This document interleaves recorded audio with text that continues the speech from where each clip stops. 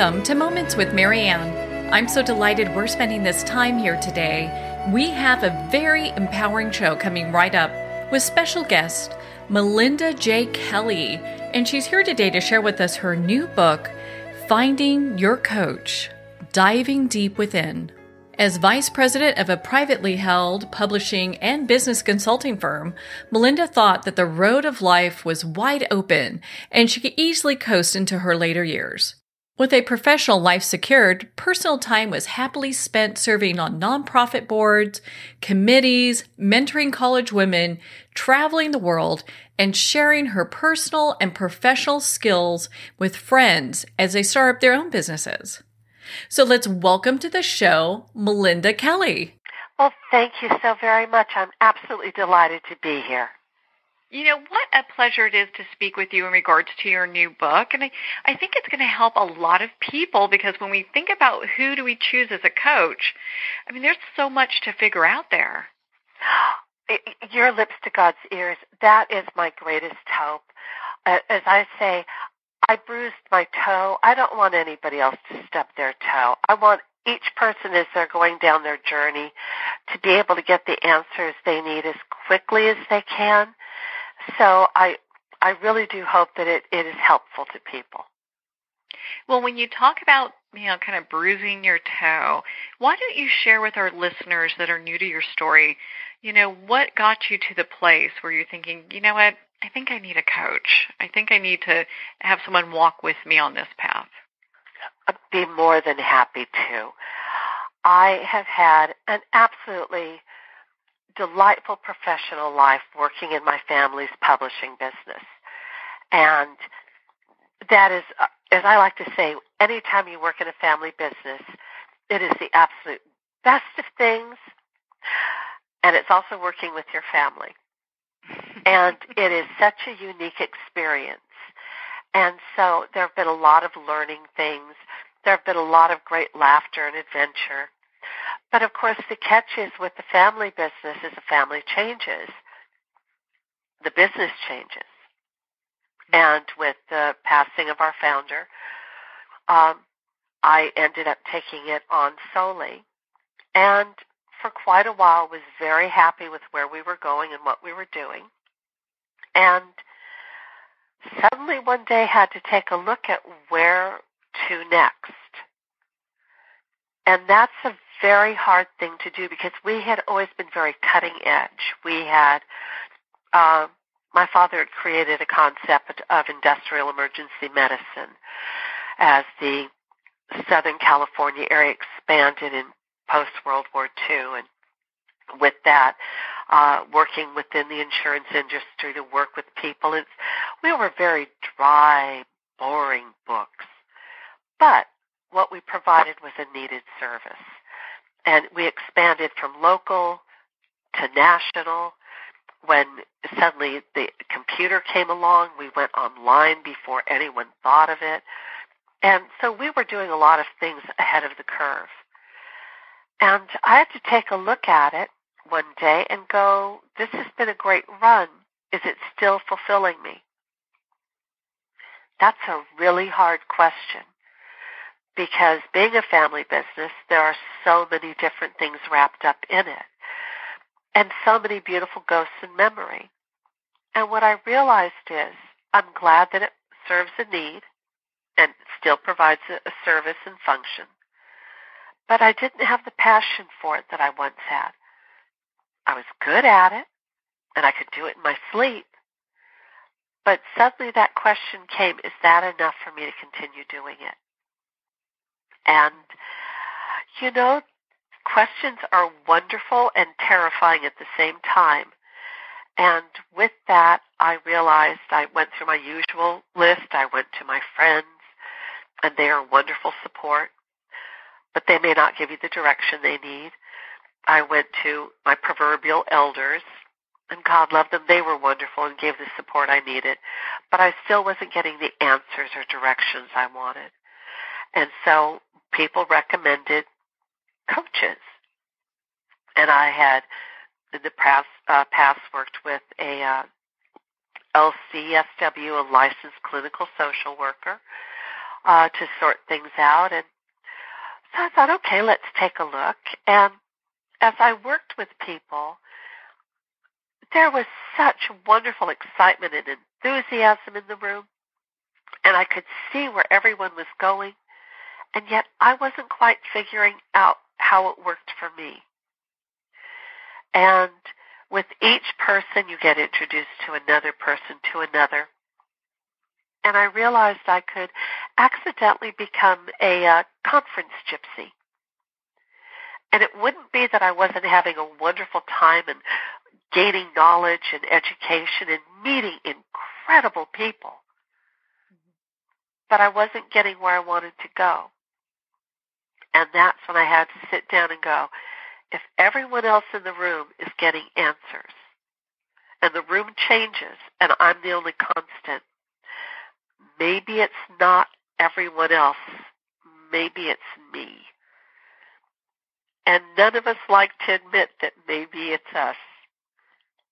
And that was the beginning of what became the start of this book, is I started to look at what was I doing.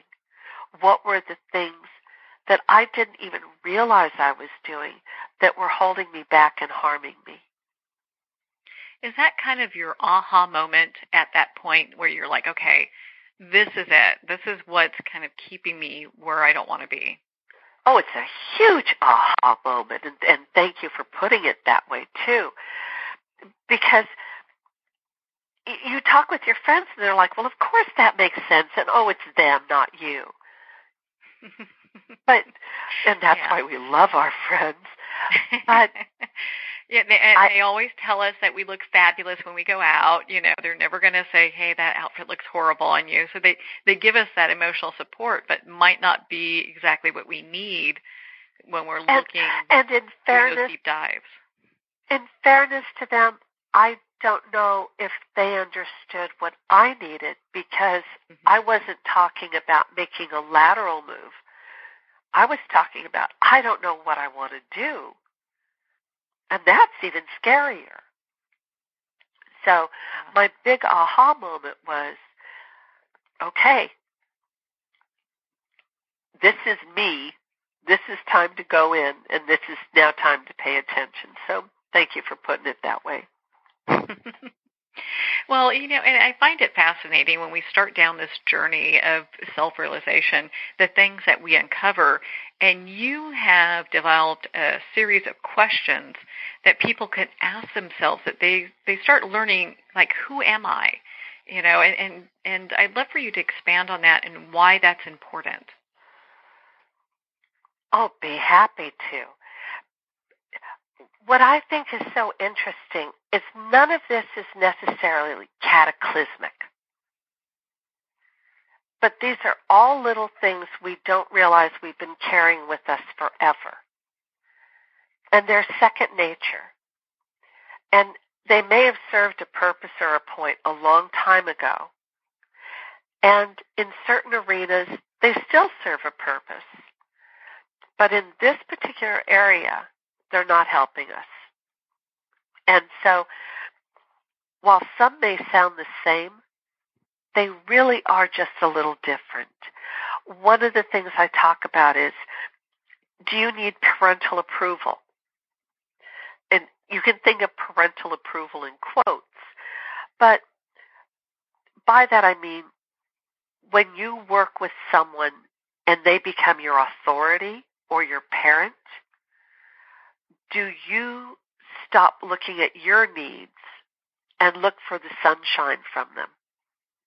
So if they have an idea for you that they think would be great and easy, do you then sign on to it, even if it's not really what you want to do?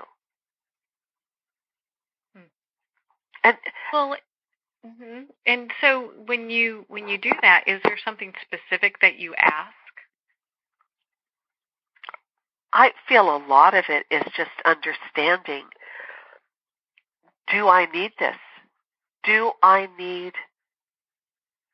Am I adult enough to work with someone as an adult, independently, as a peer, one-on-one, not transferring my emotional needs to them, but dealing with them in my educational arena.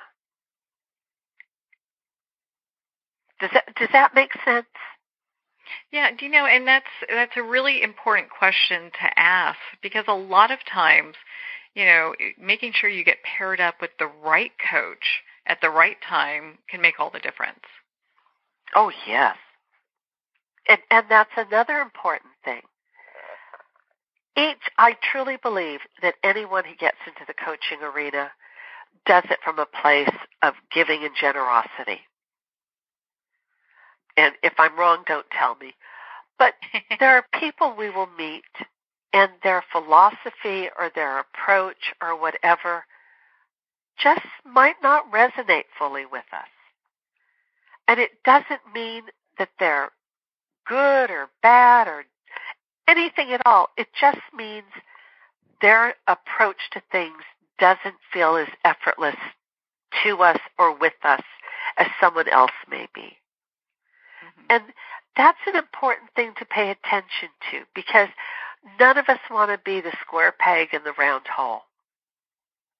And if you're not in this at your most convenient self, as you're making change which is uncomfortable to begin with, I don't believe you'll get the fullness that you could. So you could meet someone and they are fabulous and they offer you everything, but it just doesn't feel quite right. Please honor and respect it.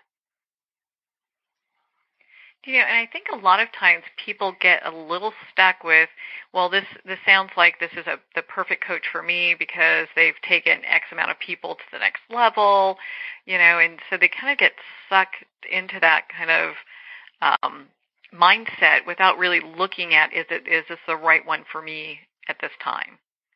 Well, and I like to say, there are a million ways to get to the beach or the lake or the ocean or the mountains. They're all great paths. Each one is going to have something different. Do you want to get to the beach the quickest route possible? Do you want to be able to swing by and pick up people? Do you want to take a scenic drive? Those are all legitimate ways to get to the beach, and so too with coaching. Each coach is going to offer you a different flavor, a different variation. And so the question is, which is the one that will resonate with you? Which is the one that feels truest and most beneficial to you? Which do you feel you can walk in and work with them and smile? That's so important. That is really such an important thing to keep in mind as you're looking for that right person to work with, because you really put a lot of trust in coaches for many things. A lot of times we kind of bare our soul to them in areas where we feel a little weak or we are challenged, to help us get to the place where we're overcoming that. And that's another very important thing. We need to know our comfort level with trusting people. We need to be cognizant of, if you disappoint me, am I going to withdraw?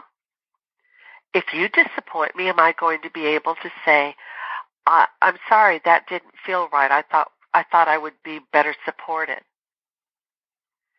Because they listen to what we say we want to do.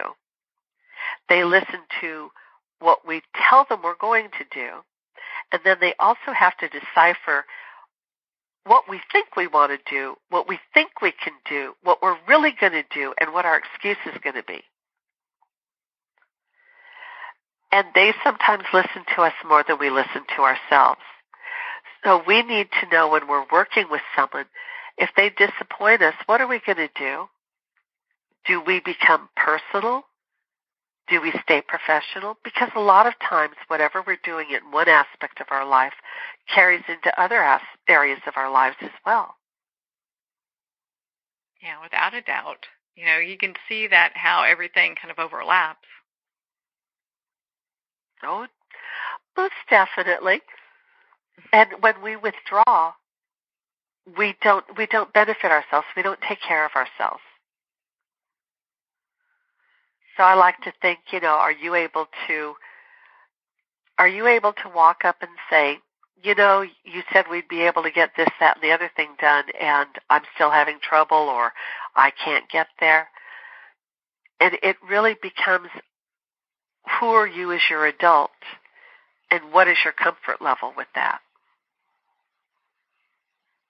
Well, and it's important to have that honest and open dialogue, because otherwise you're just going to stay stuck.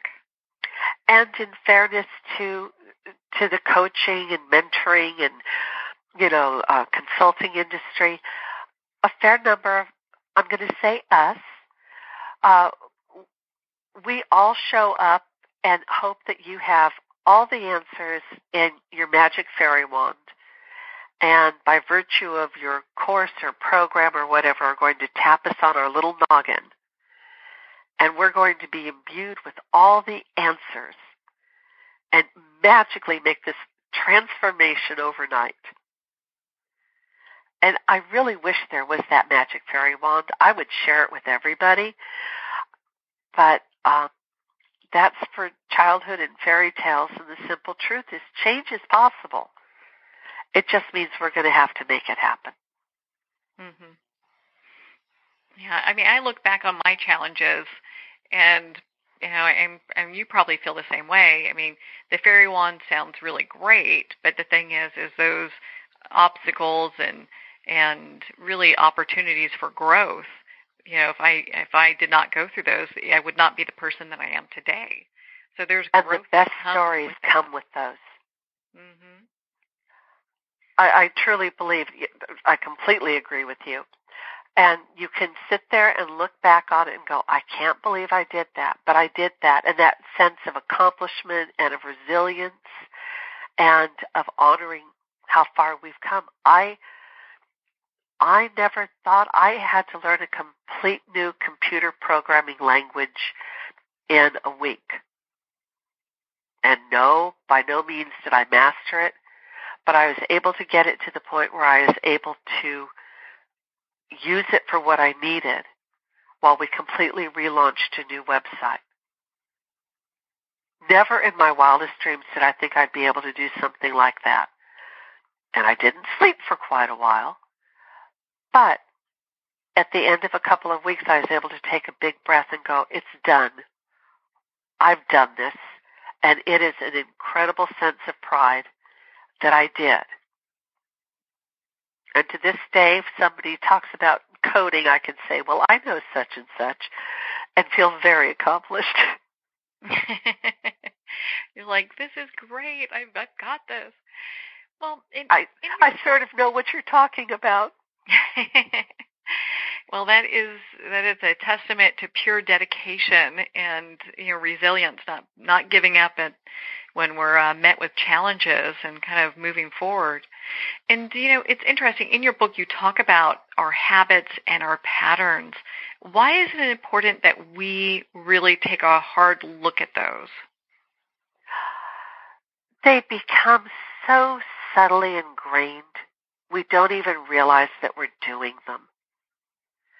And when we don't take that moment to ask, we don't allow ourselves the opportunity to grow. Mm-hmm. One of the things I think is so typical for all of us, because if someone says, can you meet at 1 o'clock on Tuesday, our first response is, oh yeah, I can do that. But we don't automatically run down our calendar and do this and this and this, and we need to do that. Because, yes, I could probably be there at 1 o'clock. I may have to go across town. I may come sliding into your office at 12:59. And then, while I'm physically there, I haven't had the time to mentally settle myself, walk in, and be able to give you myself 100%.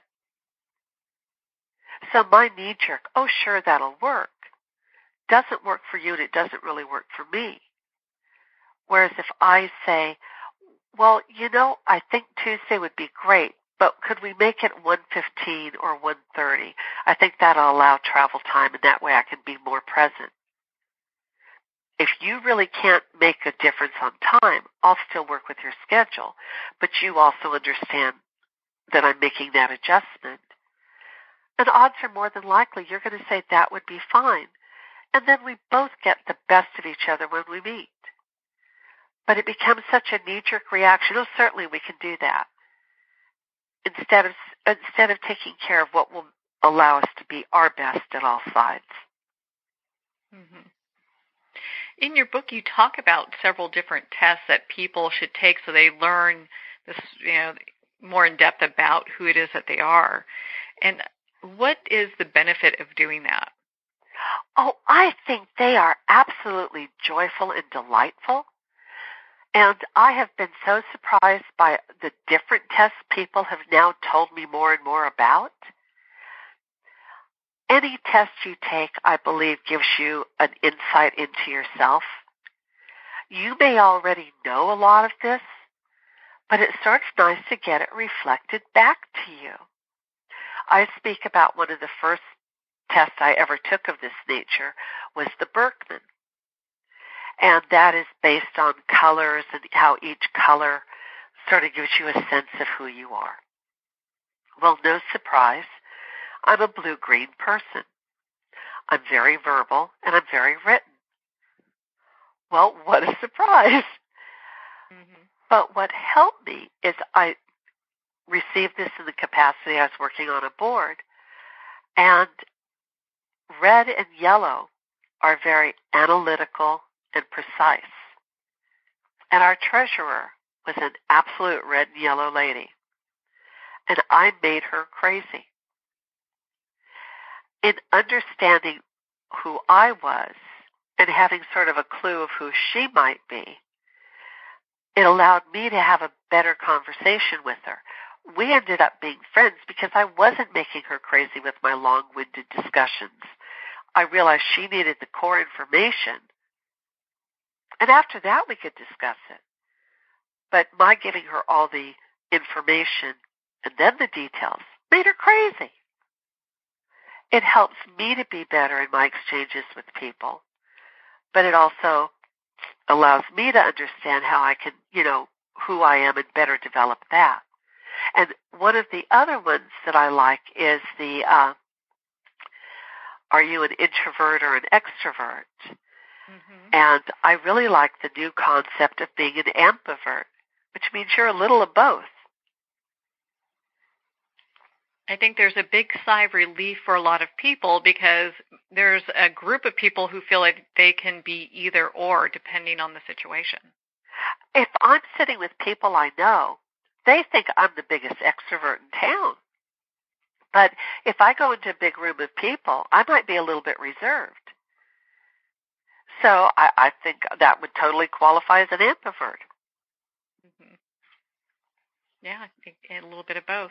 Well, it's interesting. Once we start learning more about ourselves, we gain a clearer understanding of the person, the coach that we need that's going to help us and the person that would be best for us.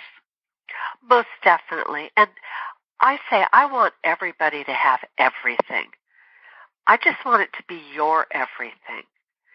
I feel that when we have a better sense of who we are and what we're looking for, it allows us to work more effectively and more fluidly with whoever we end up selecting to work with. And there are so many people out there in so many different areas. There are groups, there are programs, there are webinars. But the important thing is for you to find what you need, because if you chase one after the other, you can get disappointed and never find your dream. And that, to me, would be the saddest thing in the world. I mean, that's sort of what we're out there doing. We're looking for a beautiful lavender butterfly floating in the air, and we know it's there. Why not help everybody find their beautiful butterfly? Mm-hmm. Do you feel there's ever a time where someone's working with a coach that they plateau? I would think so. And by that I mean they have helped you grow to their best abilities, and they can still offer you some things, but you may now be more equals than mentor and mentee. Mm-hmm. And something that I feel sort of very lovely is once you do start working with other people, you enjoy it. And it becomes a very lovely way to continue adding dimension to your life. I've worked with people and no longer do, but I still stay in touch because I genuinely enjoy them. And I know they are so happy in my successes, and I revel in theirs. But our relationship is no longer one above the other. It's more side by side. Yeah, it's really, well, it's interesting because when you get to that point, that you've, pretty much have learned what you need to learn from one coach, it really gives you the idea that you can start looking for another coach to start working with that will take you to whatever that next level is as well. Most definitely. And, even if you think about it in terms of an educational progress, when we're in school, we start out with Business 101 or Art 101, and we learn all we can there. And then we go to the second level. And then we go to the third. And I really do feel that we are all truly lifelong learners. It may not be in a formal classroom, but we're constantly seeking a little something more. There's always something around the corner to interest us or intrigue us or learn something more about. And I feel that if we look upon life as this joyful university that we're attending, why would you ever stop going to class? Yeah. Yeah, and that's so true because as we continue to unfold on our path and have these new realizations, it just brings us to a better place in life altogether, where we're at a place where maybe we feel more peaceful or we're more mindful about what's happening throughout our day, or there's not a whole lot that can take us off our center. Oh, most definitely. And when you're making a shift, it's so important to have people supporting you in your new direction. Our friends love us and totally support us, but when we change, it's a little difficult for them. And it's not that they don't want everything for us, but if suddenly I'm not as available, does that mean we're not going to go to our Saturday movies like we used to? Mm-hmm. So it's not that they don't want to see us get everything we want, but there's always a little bit of, will I still be in your life? And so someone who doesn't have that emotional connection or those other disappointments, who sees us in this whole new light, gives us the opportunity to be our best and to sail and to sing. And when we really do get where we want to be, they understand it in a way our friends may or may not. Well, and so with understanding everything we've been talking about, who do you feel that your book, Finding Your Coach, is written for? I would say if you're starting out on your journey and you're looking to work with someone, I would hope you would take a look through it and ask the questions so that as you start pursuing somebody, you know what's going to work best with you. If you've been working with people and try to understand, why does this not work? How is it I keep giving my everything and yet I'm going home feeling empty? I would hope you would take a read and see if these different questions resonate with you, and that maybe there's some things you've been doing that you didn't realize you were doing. And for coaches, I would hope that they might take a look, and they know so much already, but so often, I like to say, you're working with overachievers from hell, so they just are out there giving it 1,000%. And it's so easy to get excited about the ones at the front of the pack. But the ones a little bit back, with just a little fine-tuning or understanding, might be able to running with the others as well. And maybe there's some things you hadn't concerned that they're presenting that, gosh, yeah, that makes perfect sense. I hadn't thought about that. That maybe it'll help each of us understand each other and their differing journeys. Moving from there. Well, Melinda, where can people connect with you and learn more about your book and the work you do? They are more than welcome to go to my site, melindajkelly.com. My book is available at Amazon, and I encourage anyone to send a note or say hello. I'm available on the usual social media and would certainly look forward to hearing from anyone. Well, Melinda, thank you so much for taking the time to be on the show with us here today. Thank you. Well, thank you, Melinda. It has been such an honor to spend this time with you and, of course, to talk about your new book, Finding Your Coach, Diving Deep Within. Again, if you'd like to connect with Melinda, you can at her website, melindajkelly.com. Well, we're at the end of our time today. I would like to thank everyone for tuning in. You're listening to Moments with Marianne. And remember, make every moment count.